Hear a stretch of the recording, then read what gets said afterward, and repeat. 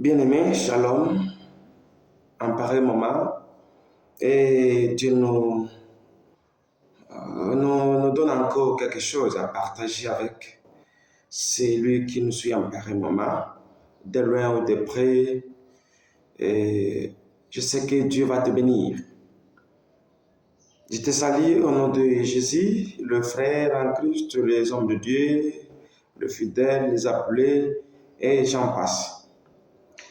Et nous voulons parler sur une thématique, le secret de pénétrer dans la maison de l'Éternel. L'importance ou la réalité ou les formalités quand on entre dans la maison de l'Éternel. Quels sont les moyens à utiliser? Quelle est l'attitude qu'il faut prendre? Quel est le comportement demandé par la Bible? Quelle est la mentalité, que les actes qu'on doit poser une fois entré dans la maison de l'Éternel?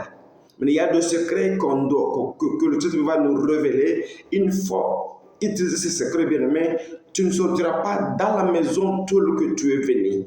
Mais chose étonnante, aujourd'hui, les gens entrent dans l'église et ils sortent tels qu'ils sont venus. C'est parce qu'ils ne savent pas expérimenter, ils ne savent pas les secrets qu'ils peuvent utiliser pour entrer dans la maison de Dieu et rentrer avec un changement radical. Sans pour tarder, nous lisons dans Psaume 63, 16e verset, au 17e au nom de Jésus.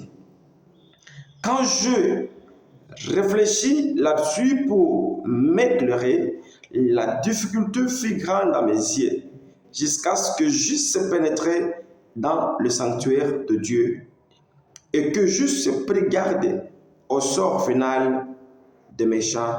Amen. Bien-aimés, la Bible nous parle, c'est le psalmiste qui nous donne ce secret. Le livre des psaumes, il y a une partie, d'abord c'est un livre poétique. Étant parmi le livre poétique de la Bible, il y a une partie écrite par David et une autre partie par le fils Salomon. Maintenant ici, David nous dit le secret de pénétrer dans le sanctuaire. Quels sont les secrets? Et une fois utilisé ces secrets, on doit rentrer, sortir avec un changement, avec un comportement, avec une réponse, avec un exaucement venant de l'Éternel. Tu étais venu étant malade, tu rentres guéri. Tu étais venu avec des problèmes, tu rentres de l'église avec une solution. Tu étais venu avec des équations, des questionnements, mais tu rentres avec une réponse qui te rassure, qui te donne encore la joie que tu avais perdue. C'est moyennant le secret. Et vous me dites quoi? Premièrement, il faut réfléchir. Avant d'entrer dans le domaine, réfléchissez-y dans les temples. Qu'est-ce qui est? La présence de Dieu. Dieu lui-même. Je vais au rendez-vous, à la rencontre de mon Seigneur. Là, vous réfléchissez. Maintenant, la Bible nous dit, ma prière, nos prières ne sont pas exaucées. Ce n'est pas parce que Dieu n'a pas écouté, non. Mais c'est parce que nos péchés empêchent l'Éternel de ne pas réagir. Maintenant, il faut d'abord réfléchir. Une fois réfléchi, je vais entrer dans la maison de Dieu. Comment? D'abord, ton intimité avec Dieu. Tu évalues d'abord ta relation avec Dieu. Deuxièmement, avec quoi? Elle nous dit, n'allez pas dans la maison de l'Éternel main vide. Il faut se munir.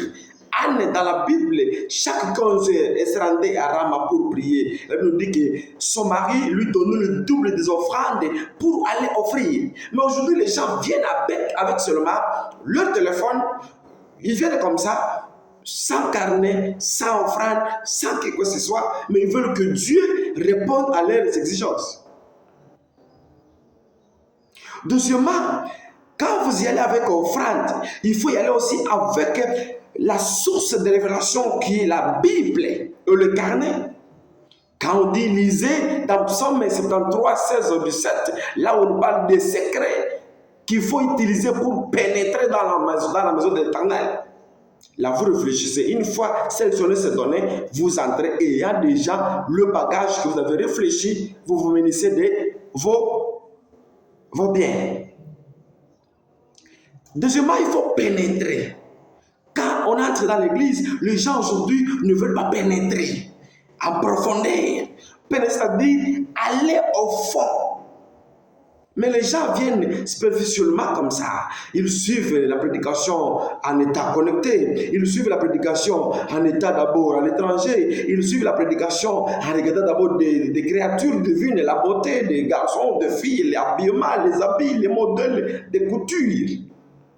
Mais il ne pénètre pas. Pendant l'adoration, ce qui m'intrigue, tu vois quelqu'un qui soi-disant, il est en pleine adoration, mais on l'appelle au téléphone, il laisse d'abord l'adoration, il sort. Et il ne sait pas les secrets. Toi, que tu es venu, tu vas rentrer comme ça. Il faut pénétrer, entrer à Mosindo. Tel que Jésus avait dit à ses disciples, jetez-les, allez au fond, jetez au fond le filet, en profondeur.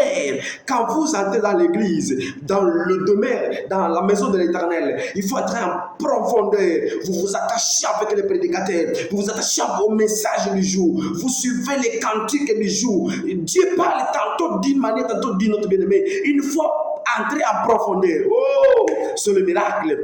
La Bible nous dit, troisième secret, c'est garder, c'est prendre garde. L'attention. Il faut être attentif.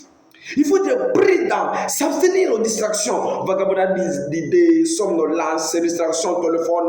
Bien, mais il faut être attentif pour tout le mouvement. Soit atteste-toi à la chair, ce que dit la Bible, ce que dit l'orateur, ce que dit le modérateur, ce que disent les chants, bien-aimés. Là, il y a des miracles et je crois, une fois entre avec attention, bien-aimé, tu ne sortiras pas tel que tu es venu. Nous lisons rapidement Psaume 65, verset 4. Il est écrit ainsi, 5 plutôt. Et celui qui choisit et qui admet à ta présence pour qu'il habite dans tes parvis. Nous nous ressaisirons du bonheur de ta maison, de ta sainteté et de ton temple. Amen. La Bible nous dit, heureux celui qui choisit et qui admet et qui est admis dans ta présence. Quand vous respectez, vous réfléchissez, vous pénétrez, vous tirez l'attention, vous vous attachez, bien-aimé, vous êtes heureux parmi les heureux, les béatitudes.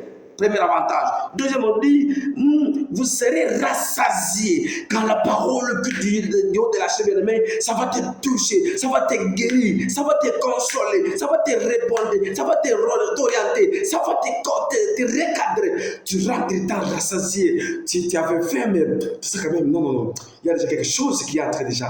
Dieu m'a visité ce soir. J'ai une joie intense. Je ne sais pas mais la raison. Pourquoi? Parce que tu étais attaché, tu as pénétré, tu as pris la garde, tu as été attentif et tu as réfléchi. Bien-aimé, quand vous êtes dans la maison de l'Éternel, mon frère jeune, papa, maman, déconnectez-vous avec le téléphone. Mais méfiez-vous avec les créatures. Tu vois des belles dames, oui, il y a des bons garçons, bien sûr, mais abstenez-vous de ça. Maman, ne suivez pas des modèles. Oh, celle-ci, on a quand même sa robe là, la mérite. Oh, je ne sais pas, le foulard, oh, le feu. Non, ça, ce sont des choses mondaines et qui causent des distractions, qui empêchent de ne pas pénétrer encore. Bien aimé, il y a deux choses qui viennent une fois pénétré dans l'église. Soit c'est la malédiction. Si vous vous êtes mécomporté dans l'église, vous n'avez pas respecté les secrets, soit c'est la bénédiction. Une fois respecté ces principes, ces secrets bien-aimés, vous rentrez étant béni et vous serez soit le premier à témoigner. C'est pourquoi il y a des gens qui viennent à l'église, une semaine, 2 semaines, ils témoignent. Et ceux qui datent depuis la fondation, ils disent non, nous sommes les fondateurs. Mais ils ne témoignent pas pourquoi ils entrent dans l'église superficiellement. Mais toi qui me suis à pareil moment, que mon Dieu, que le Dieu de ma jeunesse, le Dieu de mon alliance, le Dieu de ma vieillesse, le Dieu créateur des choses de la terre, qu'il te fasse fruit, qu'il te donne la chance de savoir, de saisir, de maîtriser, de pratiquer, d'appliquer ce secret, afin que quand vous êtes dans l'église et que vous rentrez avec une chose venant de l'Éternel, que Dieu te bénisse abondamment. Amen.